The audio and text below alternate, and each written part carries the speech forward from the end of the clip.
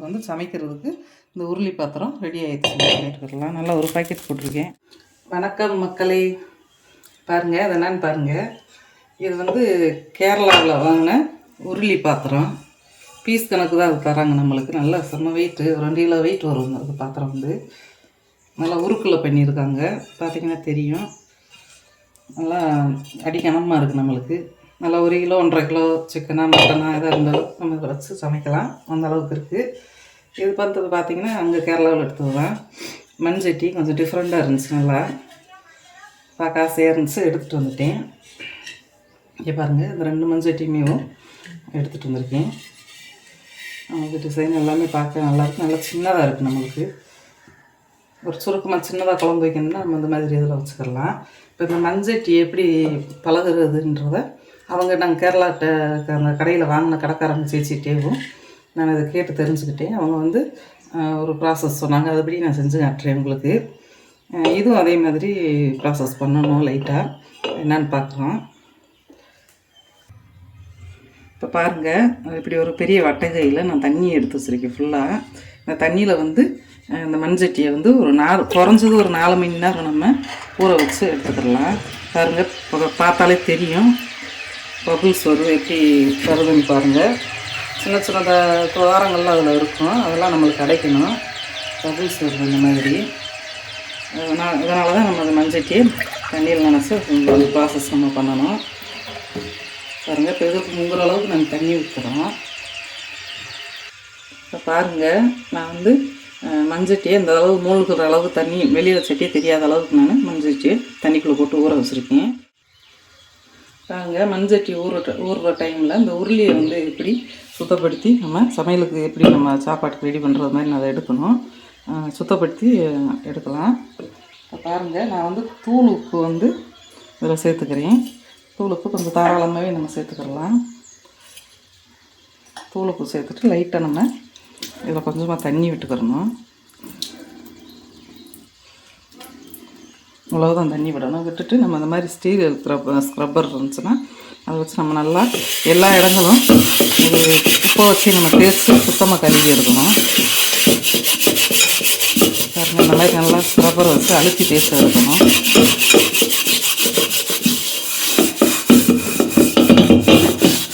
இது வந்து இண்டாலியம் சட்டின்னு சொல்கிறாங்க, உருளி.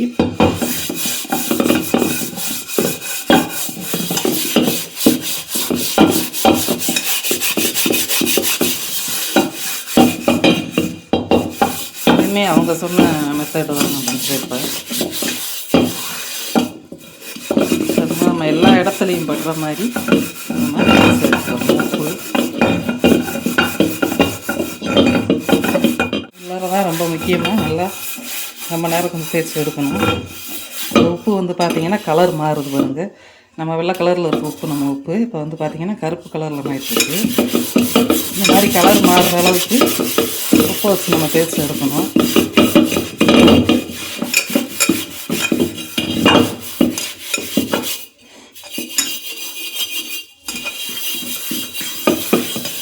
பாருங்கள், உப்பு நல்லா கலர் மாறிடுச்சு. இந்த அளவுக்கு நான் தேய்ச்சி எடுத்துட்டேன். இப்போ கழுவி எடுத்துக்கலாம். பார்த்தாலே தெரியும் எவ்வளோ கருப்பாக இருக்குது. அந்த உப்பு போட்டு தேய்ச்சதுனால அதில் இருக்க அந்த அலுமினியம் ஒத்தோட இதெல்லாம் நம்மளுக்கு வெளியில் வந்துடுச்சு.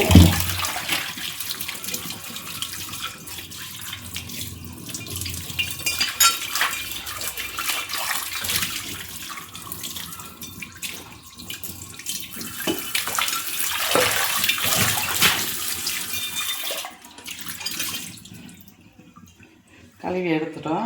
அடுத்தபடியாக வந்து இதுக்கு வந்து நம்ம அரிசி கலவுன தண்ணி வச்சு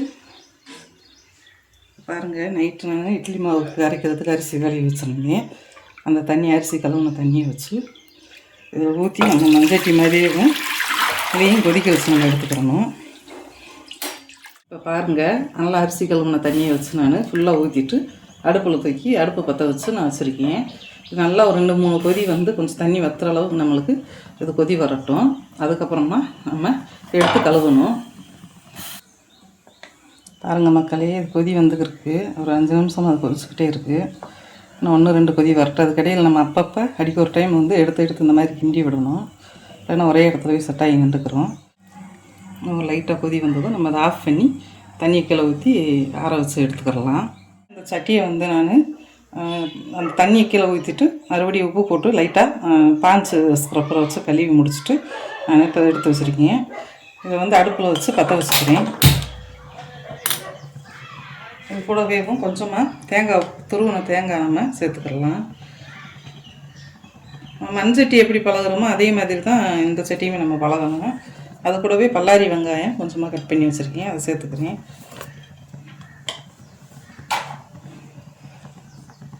இது வந்து எல்லா இடத்துலையும் படர்ற மாதிரி நம்ம வதக்கி எடுத்துக்கிடலாம். இது ரெண்டும் நல்லா செவந்து வர மாதிரி செவந்து வர வரைக்கும் நம்ம வதக்கி எடுக்கணும். அங்கே இது கூடவே கொஞ்சமாக நான் நெய் வந்து விட்டுக்கிறேன். 1 ஸ்பூன் அளவு நான் விட்டுக்கிறேன். நெய், தேங்காய் எண்ணெய் நம்ம எது வேண்டாலும் விட்டுக்கிடலாம். நல்லா செவக்கிற அளவுக்கு வதக்கி எல்லா இடத்துலையும் படர்ற மாதிரி வதக்கி எடுத்துக்கலாம். பாருங்கள், நல்லா செவந்து வந்துருச்சு. இதை வந்து நம்ம கேஸ் ஆஃப் பண்ணிக்கிறலாம். இப்போ நல்லா வெங்காயம் தேங்காய் எல்லாம் வந்து நம்ம செவந்து வந்துருச்சு. எல்லா பக்கமும் அந்த மாதிரி தள்ளி விட்டு நம்ம அதை வதக்கி எடுத்துக்கிறோம். எல்லாம் முடிஞ்சிருச்சு. நம்ம கேஸ் ஆஃப் பண்ணிக்கலாம். இது வந்து இப்படியே சட்டிலேயும் ஒரு சட்டி சூடு ஆறுற வரைக்கும் இந்த வெங்காயமும் தேங்காயும் இப்படியே இருக்கட்டும். சட்டி ஆறுனதுக்கப்புறமா அதை கீழே எடுத்து போட்டுட்டு நம்ம நார்மலாக வாட்டர் வச்சு பச்சை தண்ணி வச்சு அதை கழுவி சோப்பு எதுவும் போடாமல் நம்ம கழுவி எடுத்து வச்சு அடுத்த சமையலுக்கு நம்ம ரெடி பண்ணி சமைச்சிக்கிறலாம். ஒரு டைம் சமைச்சதுக்கப்புறமா நம்ம சோப்பு லிக்விடு இதெல்லாம் வச்சு நம்ம விளக்கிடலாம். இப்போ வந்து சோப்பு இது வச்சு நம்ம விளக்கக்கூடாது. பாருங்கள், இந்த சூடு எல்லாம் ஆறுனதுக்கப்புறமா உங்களுக்கு நான் காட்டுறேன் கழுவிட்டு. பாருங்கள் மக்களே, அந்த வெங்காயம் தேங்காய் எல்லாம் வதக்குனதை கீழே போட்டுட்டு ஸ்க்ரப்பரில் எதுவுமே இல்லாமல் வெறும் ஸ்க்ரப்பர் பாஞ்சில் வச்சு நான் சும்மா கழுவி எடுத்து வச்சுருக்கேன். இவ்வளோதான். அடுத்து நம்மளுக்கு வந்து சமைக்கிறதுக்கு இந்த உருளி பாத்திரம் ரெடி ஆகிடுச்சு. பாருங்கள், நம்ம ஊற வச்ச இந்த மண் பாத்திரம் இப்போ வந்து 4 மணி நேரம் ஊறிடுச்சு. இதை வந்து நம்ம விளக்கி எடுத்துக்கிடலாம். ஃபஸ்ட்டு இந்த பபுள்ஸ் எல்லாமே அடங்கிருச்சு. விளக்குறது வந்து நம்ம சோப்பு போட்டு விளக்கக்கூடாது.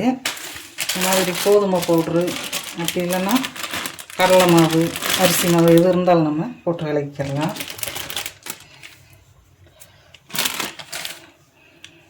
இந்த மாதிரி ஒரு பாஞ்சு ஸ்க்ரப்பர் மட்டும் வச்சுக்கிட்டு நம்ம விளக்கி நார்மலாக தேய்ச்சி விளக்கி எடுத்து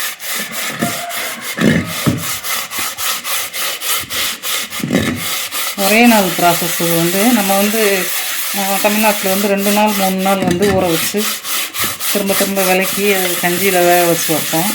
இது வந்து ஒரே நாள் ப்ராசஸ் பண்ணால் போதும்னு சொல்கிறாங்க. அதுபடியே நான் கொஞ்சம் செஞ்சு காமிச்சிருக்கேன் உங்களுக்கு. மாவை தொட்டு பின் சைடு எல்லாமே நம்ம அதே மாவுலேயே நம்ம விளக்கி எடுத்துக்கலாம்.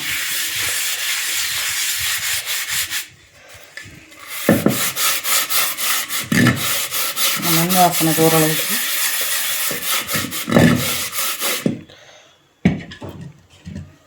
இந்த பாத்திரத்தை அதே மாதிரி கழுவி எடுத்துட்டு காமிக்கிறேன் உங்கள்கிட்ட. பாருங்க, கழுவி எடுத்துக்கலாம். நம்ம நல்லா மாவு ஓரளவுக்கு கழுவி எடுத்துக்கிறதுனால போதும். அடுத்து தண்ணியை ஊற போடணுன்ற அவசியம் இல்லை. ஒரு டைம் ஊற போட்டது போதும். இன்னொரு பாத்திரத்தையும் கழுவிக்கிறேன். பாருங்கள், 2 மண் சட்டியுமே கழுவி எடுத்துகிட்டேன். இதை கொஞ்சம் நேரம் வெயிலில் மட்டும் வச்சு காய வச்சுக்கிறேன். இதை வந்து நான் வெயிலில் காய வச்சு எடுத்துட்டேன். இப்போ வந்து தேங்காய் எண்ணெய் கொஞ்சமாக சேர்த்து இதில் தடவிக்கிடலாம். அந்த சூட்லேயும் நம்ம தேங்காய் எண்ணெய் சேர்த்து எல்லா பக்கமும் படுற மாதிரி தடவிக்கிடலாம்.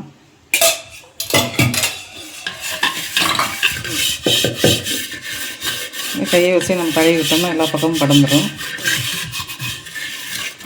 2 சட்டிலையும் தடவிட்டு உங்களுக்கு காட்டுறேன். பாருங்கள், இதை வந்து நான் தேங்காய் எண்ணெய் தேய்ச்சி நல்லா உணர்ந்துருச்சு. அந்த தேங்காய் எண்ணெய் தேய்ச்சி உணர்ந்ததுமே ஒரு சட்டியில் பாதி அளவு பச்சை தண்ணி ஊற்றி அடுப்பு பற்ற வச்சுருக்கேன். இப்போ வந்து இது பார்த்திங்கன்னா டீத்தூள். இது டீத்தூளை இதில் சேர்த்து கொதிக்க விட்டுக்கிடலாம். நல்லா ஒரு பாக்கெட் போட்டிருக்கேன், 5 ரூபா பாக்கெட். இது இன்னும் எக்ஸ்ட்ரா இருந்தாலும் போட்டுக்கிடலாம். இந்த சட்டிலையும் அதே மாதிரி ஒரு பாக்கெட் ஃபுல்லாக போட்டுக்கிறேன்.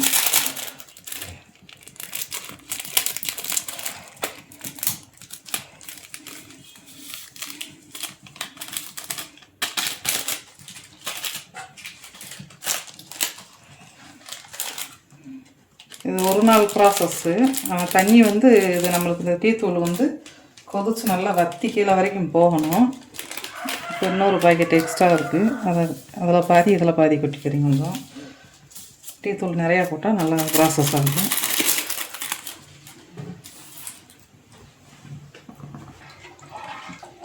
டீ தூள் போட்டு நல்லா அந்த மாதிரி கலந்து விட்டுக்கலாம். மரக்கரண்டி யூஸ் பண்ணுங்கள், ஸ்டீல் கரண்டி போட்டுறாதீங்க. இந்த மாதிரி சிம்மிலேயே வச்சு நம்ம அதை கொதித்து தண்ணி கொஞ்சம் நல்லா லாஸ்ட் வரைக்கும் வற்றுற வரைக்கும் நம்ம இதை எடுத்துக்கிடலாம். கொதிக்க வச்சு தண்ணி வற்றுற அளவுக்கு எடுத்துக்கிடலாம். பாருங்கள், நம்ம ஊற்றின தண்ணி எல்லாமே வற்றிருச்சு. முக்கால் சட்டி அளவு ஊற்றிருந்தோம், நல்லா வற்றி தூரில் போயிடுச்சு. இதுவும் பாருங்கள், இந்த பானையும் அதே மாதிரி அந்த தடம் தெரியும் நம்மளுக்கு. இந்தளவு தண்ணி வச்சுருந்தேன், இப்போ கீழே போயிடுச்சு. இந்தளவு நம்மளுக்கு வற்றினா போதும். இப்போ வந்து அடுப்பு ஆஃப் பண்ணிவிட்டு அடுத்து வந்து நம்ம இந்த தண்ணியை ஆறவும் கீழே ஊற்றிட்டு லைட்டாக வெறும் ஸ்க்ரப்பர் மட்டும் போட்டு அலசி எடுத்துக்கிடலாம். பாருங்கள், அந்த டீ தூளை நான் வந்து கொதிச்சதை கீழே ஊற்றிட்டு மறுபடியும் மாவு போட்டு கழுவி எடுத்துகிட்டு வந்துட்டேன். இப்போ அதில் வந்து தேங்காய் எண்ணெய் வச்சு நல்லா ஃபுல்லாக அந்த மாதிரி அப்ளை பண்ணி விட்டுக்கிறேன். பண்ணி விட்டுட்டு மறுபடியும் நம்ம லைட்டாக அது உணரவும் அடுப்பு பற்ற வச்சுட்டு தேங்காயும் வெங்காயமும் நம்ம வதக்கணும். அதான் லாஸ்ட்டான ப்ராசஸ், அது மட்டும்தான். இப்போ கொஞ்சம் நேரம் அதை அப்சர்வ் ஆகட்டும், அதுக்கப்புறமா நம்ம அதை எப்படி பண்ணுறதுன்னு பார்க்கலாம். பாருங்கள், இப்போ வந்து நம்ம தேங்காய் எண்ணெய் தடவி இருந்தேன் நிறையா, ஃபுல்லாக எல்லாம் அப்சர்வ் ஆகிடுச்சு. லைட்டாக மட்டும் எண்ணெய் இருக்குது. அந்த எண்ணெயிலேயும் தேங்காய் பூ சேர்த்துக்கிறேன். கொஞ்சமாக 2 சட்டிலையுமே கொஞ்சம் கொஞ்சம் தேங்காய் பூ சேர்த்துக்கிறேன். அது கூடவே பல்லாரி வெங்காயம் கட் பண்ணி வச்சுருக்கேன், அதையும் கொஞ்சம் சேர்த்துக்கிறேன்.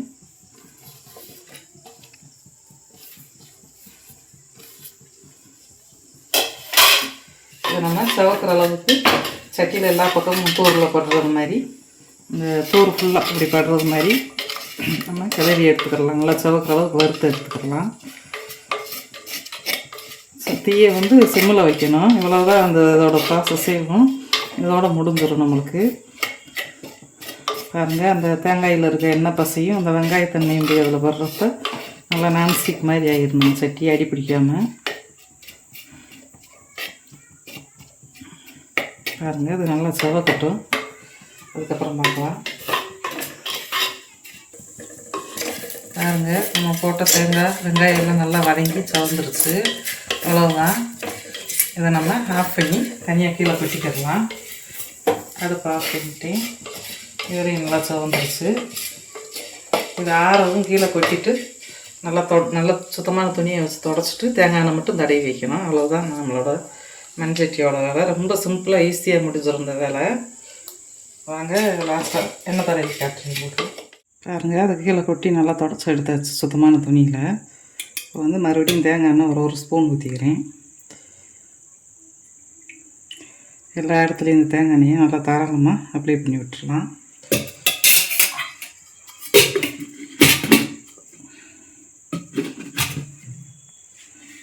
இந்த மாதிரி துணியை வச்சுக்கிட்டு இந்த லைட்டாக சூடு இருக்கும், அந்த சூட்டுலேயே இந்த எண்ணெயை கை வச்சு தடவிடாதீங்க, சுட்டுரும். அந்த லைட்டான சூட்டில் இந்த எண்ணெயை நல்லா தேய்ச்சோம்னா நல்லா அப்சர்வ் பண்ணிக்கிறோம். ஹீட்டுக்கு அதுக்கு நல்லா உள்ளே இழுத்துக்கிறோம். அடுத்து வந்து நம்ம இன்றைக்கே கூட இந்த சட்டியை யூஸ் பண்ணிக்கிடலாம். ரொம்ப நாள் வச்சு இன்னொரு நாள் அதை பண்ணி அதை யூஸ் பண்ணணும்னு அவசியம் இல்லை. அது ஒரே நாள் ப்ராசஸ். வந்து இந்த டீ தூள் போட்டு கொதிக்க விட்டு பண்ணுறது வந்து ஒரே நாளில் முடிஞ்சிடும். கொஞ்சம் கேஸ் மட்டும் சீக்கிரம் கொஞ்சம் அதிகமாக செலவாகிற மாதிரி இருக்கும். மற்றபடி வேலை ரொம்ப ஈஸி. நம்ம கஞ்சி வச்சு கொதிக்க விடுறதுல வந்து நம்மளுக்கு கேஸ் வந்து அவ்வளோவா செலவாகாது. கொஞ்சம் எஃபர்ட் எடுத்தால் தானே, இது ஒரு நாள் ஃபுல்லாக ப்ராசஸ்ன்றப்ப நம்மளுக்கு கொஞ்சம் வேலை அதிகமாக இருக்கிற மாதிரி தெரியும். கொஞ்சம் எஃபர்ட் எடுத்தால் தானே எல்லாமே கிடைக்கும், எல்லாமே நல்லது நம்மளுக்கு.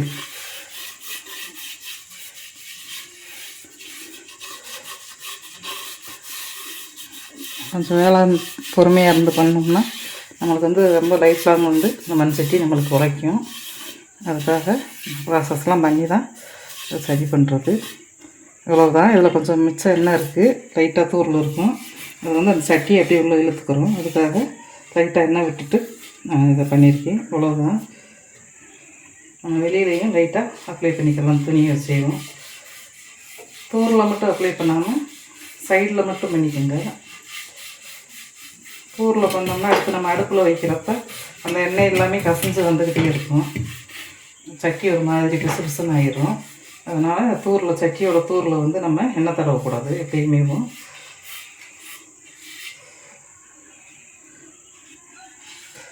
மாதிரி சைடு ஃபுல்லாக மட்டும் தடவிக்கிடலாம். லைட்டாக சூடு இருக்குது.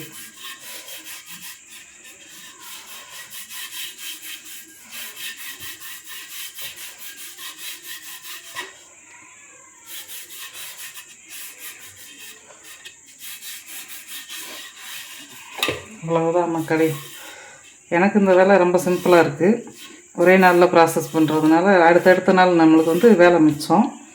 இவ்வளோதான். இந்த சட்டியை எடுத்து உணரவும் நம்ம எடுத்து இப்போவே நம்ம குழம்பு வைக்கணுன்னாலும் இந்த சட்டியில் இப்படியே வச்சுக்கிடலாம். அந்த மண் வாசனை எதுவுமே வராது, நல்லாயிருக்கும். இதே இந்த முறைப்படி நீங்களும் செஞ்சு பாருங்கள். செஞ்சு பார்த்துட்டு எப்படி வந்துச்சுன்னு எங்களுக்கு கமெண்ட் பாக்ஸில் கமெண்ட் பண்ணி சொல்லுங்கள் மக்களே. எங்கள் வீடியோ பிடிச்சிருந்தா லைக் பண்ணுங்கள், சப்ஸ்கிரைப் பண்ணுங்கள் மக்களே. தேங்க்யூ.